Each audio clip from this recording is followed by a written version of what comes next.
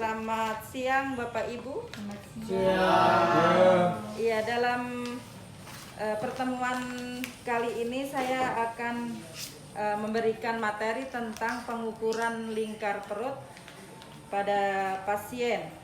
Jadi nanti kita akan mendemonstrasikan kepada salah satu peserta untuk sebagai pasien ya.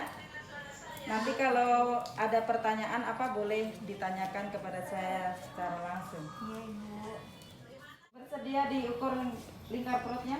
Siap, bersedia. Maaf Pak, untuk itu dibuka ini perutnya.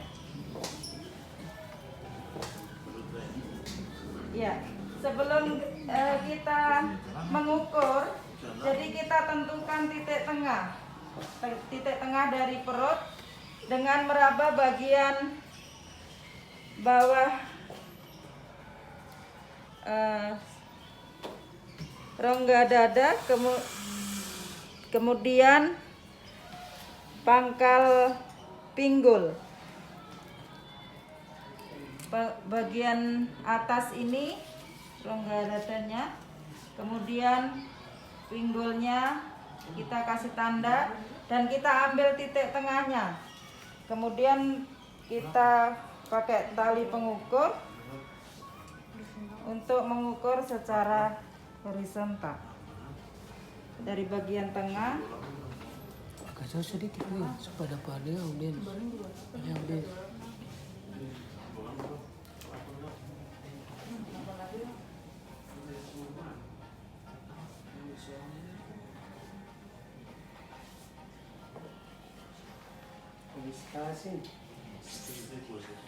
Jadi kita lihat ya, yang bagian perut yang membuncit yang kita ukur sampai di bagian titik tengah. Bapak Ucu lingkar perutnya 99.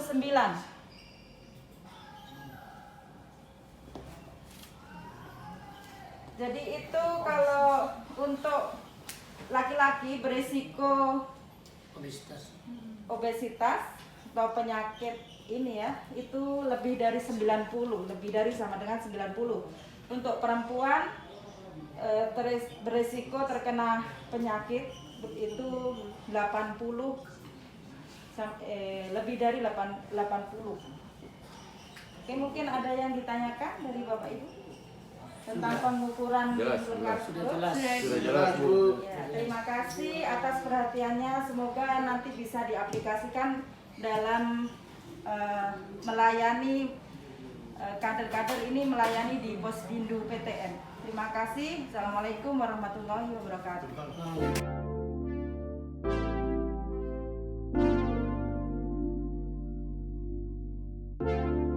Assalamualaikum warahmatullahi wabarakatuh. Selamat sore dan salam sejahtera buat kita sekalian. Perkenalkan, nama saya Alexander Ferry Gerits. Pada kesempatan ini saya dipercayakan menjadi fasilitator untuk menyampaikan materi kepada Bapak Ibu kader di saat ini. Jadi pada saat kesempatan ini saya diberikan tugas untuk menyampaikan materi tentang deteksi dini gangguan indera. Yaitu pada kesempatan ini saya akan melakukan menyampaikan materi tentang pengukuran tajam pendengaran atau tes berbisik. Jadi di sini Bapak Ibu bisa mengikuti metode yang akan saya gunakan di saat ini, yaitu metode demonstrasi dan tanya jawab. Jadi saya akan mendemonstrasikan bagaimana cara pengukuran tajam pendengaran atau tes berbisik. Selanjutnya Bapak Ibu saya berikan kesempatan untuk bertanya kepada saya. Oke, jadi Bapak Ibu tinggal mengikuti apa yang akan saya demonstrasikan. Sebelum memulai demonstrasinya, saya bisa meminta salah satu orang untuk membantu saya dalam mendemonstrasikan pengukuran di saat ini. Mungkin dari Bapak Ibu ada yang mau? Pak Emus. Oh, Pak Emus, silakan. Jadi Pak Emus sudah di sini. Jadi pada pengukuran tajam pendengaran ini ada beberapa langkah. Intinya itu ada 4 langkah yang akan dilakukan. Itu yang pertama, antara pemeriksa sama posisi dulu antara pemeriksa dengan yang diperiksa itu jaraknya harus setengah meter. Kemudian langkah yang kedua yaitu jika dilakukan pengukuran telinga sebelah kanan, maka kita lakukan masking atau menggosok bagian tonjolan di luar pipi yang ini. Kita gesek-gesek sampai ada timbul bunyi.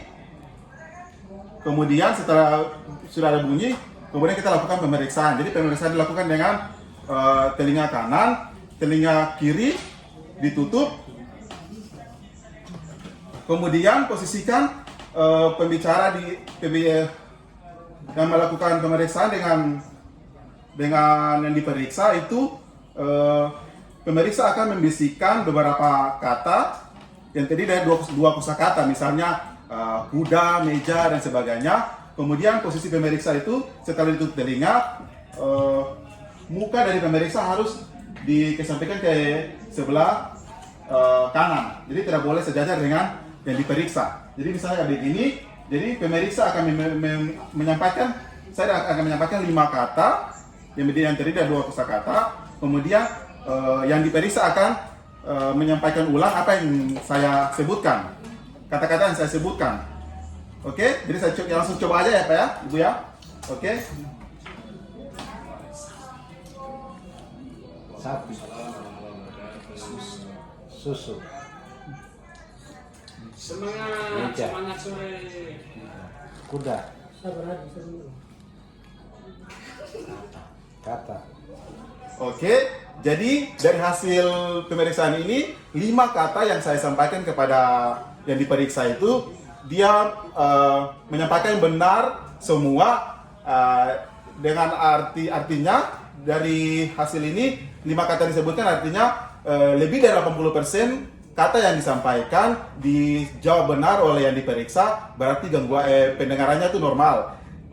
Beda ceritanya kalau dari 5 kata yang saya sebutkan cuma bisa dijawab 2 atau 3, berarti kurang dari 80%, artinya pasien ini mengalami gangguan pendengaran sehingga harus dilakukan pemeriksaan lebih lanjut di puskesmas dengan bantuan dari alat audiometri. Mungkin itu yang dapat saya sampaikan kepada Bapak Ibu pada kesempatan ini. Mungkin dari Bapak Ibu ada yang mau ditanyakan, saya berikan kesempatan kepada Bapak Ibu. Ada? Oh tidak ada? Oh mungkin kalau tidak ada, mungkin itu yang dapat saya sampaikan langkah-langkahnya. Semoga Bapak Ibu bisa mendengar, menyimak dengan benar dan bisa melakukannya, menerapkannya di lapangan nanti. Mungkin itu saja yang dapat saya sampaikan. Terima kasih. Wassalamualaikum warahmatullahi wabarakatuh. Selamat sore dan salam sejahtera buat kita sekalian.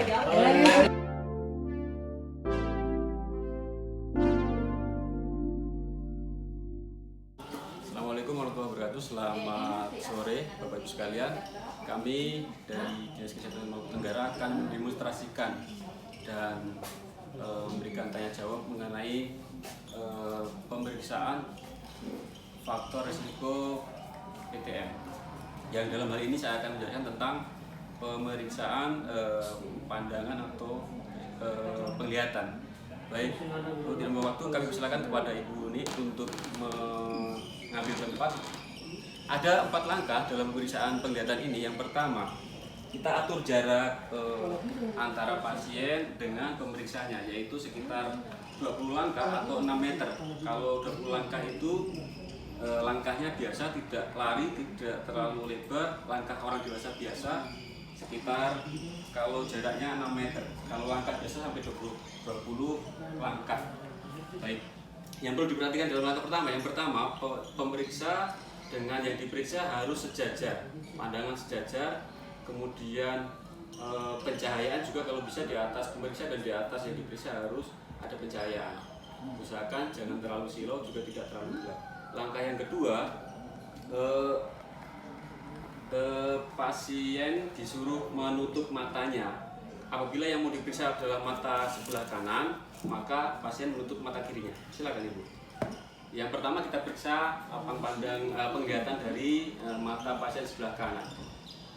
Jangan lupa kalau kita memeriksakan pandangan, yang perlu diperhatikan dalam hal itu yaitu yang pertama, kita memberikan pertanyaan, angkanya tidak boleh berurutan.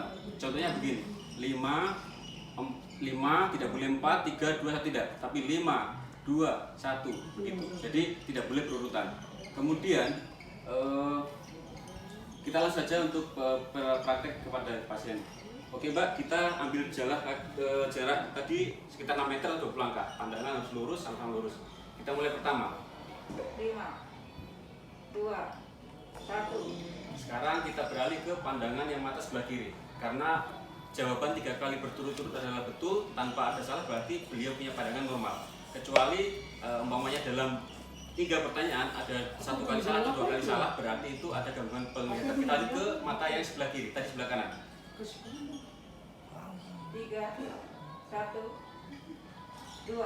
Berarti pandangan dari ibu pasien ibu Nini ini adalah normal karena kanan kiri menjawab 3 kali berturut-turut tanpa ada kesalahan. Kemudian apabila ada kesalahan atau ada kesalahan jawaban dari 3 pertanyaan, 2 yang salah atau 1 yang salah, maka pasien harus segera dirujuk ke fasilitas kesehatan tahap pertama atau puskesmas. Demikian video disingkat dari saya. Barangkali Bapak Ibu ada pertanyaan dari yang saya jelaskan tadi?